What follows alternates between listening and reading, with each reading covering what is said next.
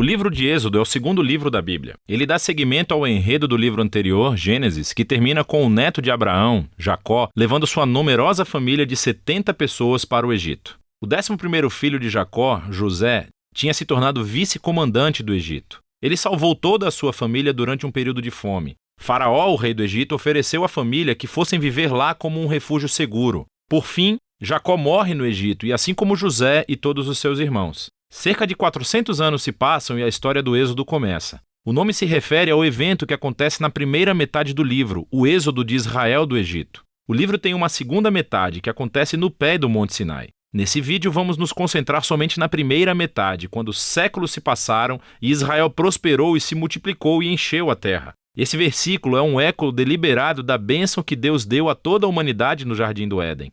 Lembra-nos da grande história bíblica até agora. A humanidade perdeu a bênção de Deus por meio do pecado e da rebeldia. E Deus escolheu a família de Abraão como instrumento através do qual ele iria restaurar as suas bênçãos para todo o mundo. Mas o novo faraó não vê Israel como uma bênção. Na verdade, ele vê esse grupo imigrante israelita como uma ameaça ao seu poder. Da mesma forma que em Gênesis a humanidade se revolta contra a bênção de Deus. Aqui o faraó tenta destruir a fonte da bênção de Deus, os israelitas. Ele os escraviza de maneira brutal, forçando-os a trabalhar e ordena que todos os meninos israelitas sejam afogados no Nilo. Ele é a pior personagem da Bíblia até agora. O seu reino é o ápice da rebelião da humanidade contra Deus. Esse faraó redefiniu o bem e o mal de acordo com seus próprios interesses de tal maneira que até mesmo o assassinato de crianças inocentes se tornou algo bom para ele. O Egito tornou-se pior do que a Babilônia do livro de Gênesis. Agora Israel grita por socorro contra essa nova Babilônia e Deus responde.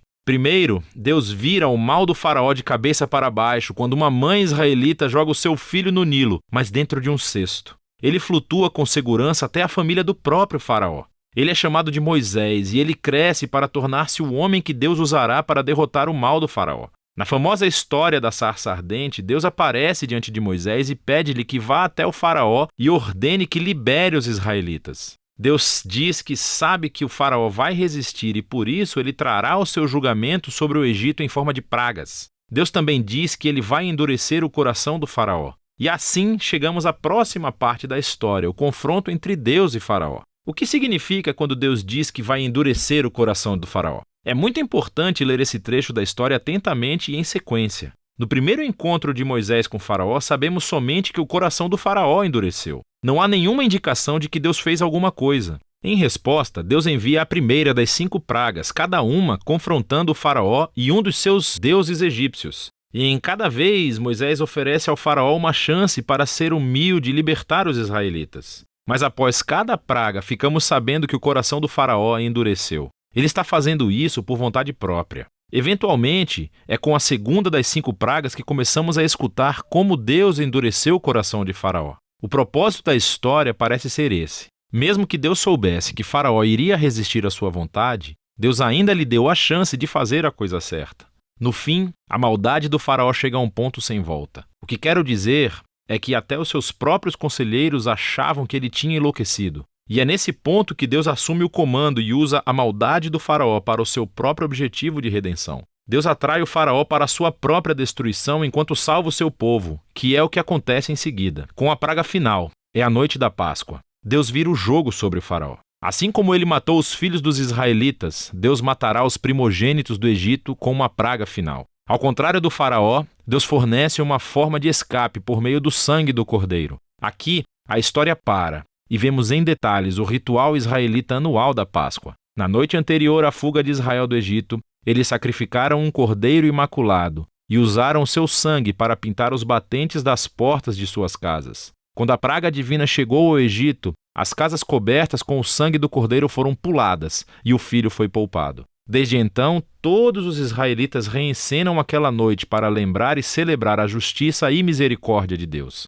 Mas o faraó, por conta do seu orgulho e rebeldia, perde o próprio filho e é obrigado finalmente a libertar os israelitas. Os escravos israelitas fazem o seu êxodo do Egito, mas assim que eles saem, o faraó muda de ideia. Ele reúne o seu exército e persegue os israelitas para uma batalha final. Quando os israelitas passam pelas águas do mar em segurança, o faraó decide atacar e assim entra na sua própria destruição. A história do Êxodo conclui com a primeira canção de louvor da Bíblia. Chama-se A Canção do Mar. O verso final declara que o Senhor é rei. A canção reconta em poesia do que se trata a história do reino de Deus. Fala sobre como Deus tem a missão de confrontar o mal no seu mundo e resgatar aqueles que são escravizados pelo mal. Deus vai trazer todo o seu povo para a terra prometida, onde a sua presença divina viverá entre eles. Essa história mostra como é quando Deus se torna rei do seu povo. Depois que os israelitas entoam a sua canção, a história tem uma reviravolta. Os israelitas estão andando pelo deserto a caminho do Monte Sinai.